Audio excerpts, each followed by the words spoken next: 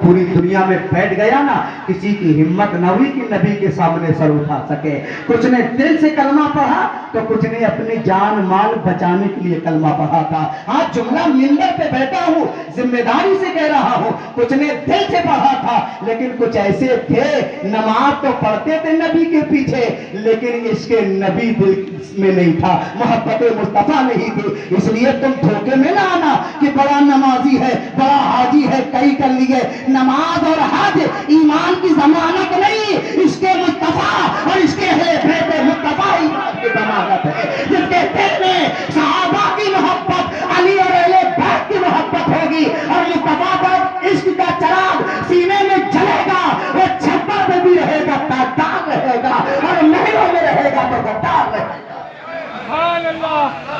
किसी की हिम्मत ना हुई कि हाथ उठाए फतेह मक्का के बाद, सब दबे कुचले थे। लेकिन जैसे ही नबी का विशाल हुआ ना, नबी का विशाल हुआ तो कुछ लोग खड़े हुए। कौन थे? दो फितने सबसे बड़े थे। एक मुनकिरीन ज़कात का, जिन्होंने ज़कात का इनकार किया, और एक झूठे मुद्दईयान नबूवत का, जिसका तस्करा मैंने सरकार अबू बकर की जात के जब किया था ना, इशारा किया था कि कई सुराग बंद कर दिए, एक छेद रह गया था जिससे सांप डस रहा है। वहां पे आए थे ना, दो थे और इतने सत्य थे। और चूंकि हालात ये थे कि नबी के विसाल के बाद जिस तरह मक्का फतह हुआ और बदर में कामयाबी मिली ना, इज़ा जाअ नस्रुम मिनल्लाहि वल फत्ह व रअयतन नास यदखुलून फी दीनिल्लाह फ़ौजा, देखा लोगों ने कि फौज दर फौज दीन मुस्तफा में दाखिल हो रहे, चूंकि धाक बैठी ना फौज दर फौज। और जब नबी का विसाल ज़ाहिर हुआ तो फौज दर फौज हजरत निकलने भी लगे थे, निकलने लगे थे। मुनकिरीन ज़कात भी पैदा हुए, झूठे मुद्दईयान नबूवत भी पैदा हुए। अब मसला संभालना था। एक तरफ लोग नबी के विसाल की वजह से वहशत ज़दा थे, तकलीफ में थे, घबराहट में थे, और दुश्मन इसी वक्त के ताक में बैठा था। कुछ ने तो नबूवत का दावा कर दिया, उनसे भी लड़ना था, अपने आप के दिफा भी करना था।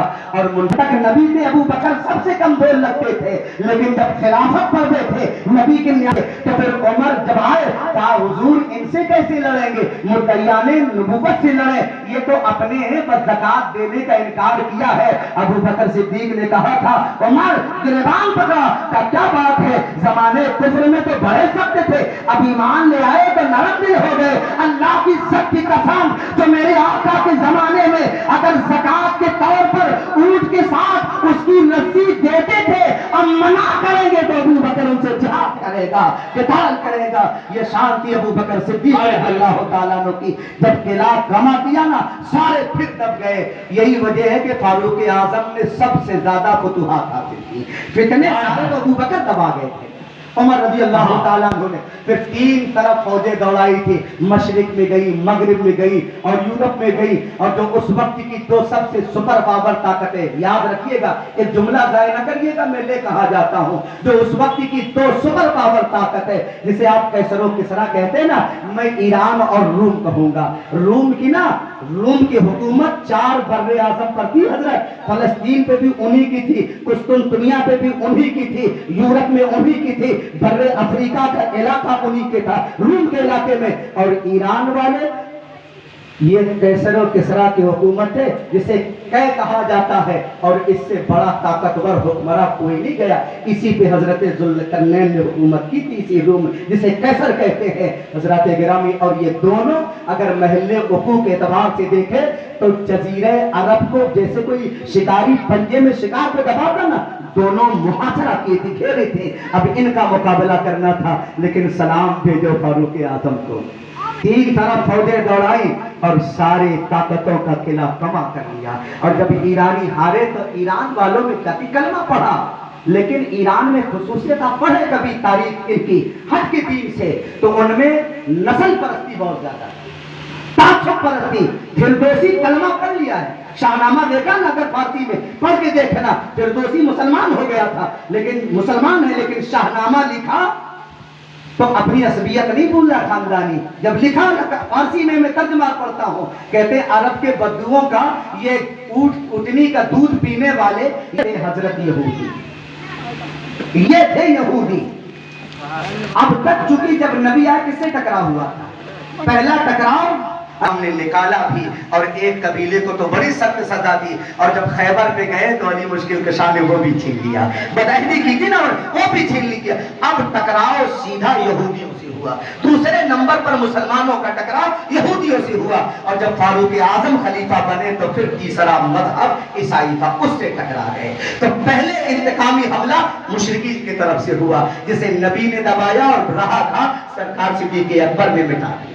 فاروق اعظم کے زمانے میں پھر یہود ہیں، حضرت عمر بھی قریش سے ہیں، حضرت عثمان غنی بھی قریش سے ہیں، مولا علی بھی قریش سے ہیں، لیکن چاروں کی شاخیں الگ الگ ہیں۔ ابو بکر بنی تیم یا تیم سے ہیں، حضرت عمر بنو عدی سے ہیں، اور عثمان غنی بنو امیہ سے ہے، مولا علی بنو ہاشم سے ہیں۔ اچھا، جب تک عمر رہے کوئی مسئلہ اس نے نہیں اٹھایا، وجہ یہ تھی چونکہ عمر کے دور میں آتے تو ٹکراؤ نہیں تھا بنو عدی بنو ہاشم کا، اسے فائدہ نہیں ملتا تھا، آیا نہیں، لیکن جب عثمان غنی بنے تو پھر آیا اور ٹکراؤ پیدا کیا، اور پھر کوفہ کے علاقے میں مصر کے علاقے میں گیا اور صاحب فتنہ برپا کیا، لوگوں کو بہکاتا کہ فلاں گورنر کو عثمان سے رشتہ ہے اس لیے گورنر بنایا ہے، اس نے وہاں بیمانی کی وہاں بیمانی کی۔ وہ اخبار اور نیٹ کا دور تو نہیں تھا کہ جلدی سے خبر آ جائے اور صفائی ہو جائے، فوج صفائی کرے، اور زہر کب پھیلاتا تھا، اثر کب پیدا ہوتا تھا۔ دھیرے دھیرے لوگ آنے لگے، مدینے میں اعتراضات ہونے لگے،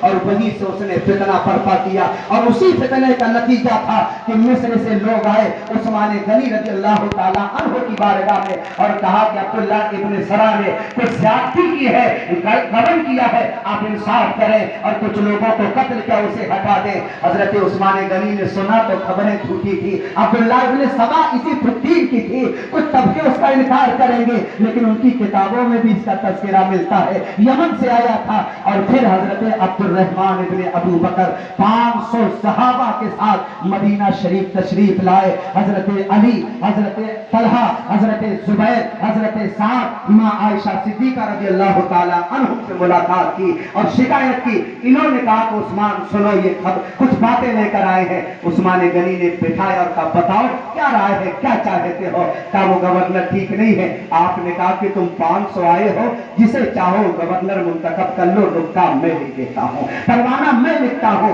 سب نے اتفاق رائے سے خلیفہ اول کے فرزند صحابی رسول حضرت عبد الرحمن ابن ابو بکر کو اپنا گورنر بنایا، اپنا گورنر آپ نے خط لکھ دیا عثمان غنی نے کہ یہ گورنر ہے، عبداللہ ابن سرے کے نام خط تھا، جیسے ہی پہنچے تم ہٹ جانا، کرسی چھوڑ دینا، اور ابو بکر کے فرزند حضرت محمد ابن ابو بکر کو یہ گورنری کا عہدہ دے دینا۔ ادھر یہ خوش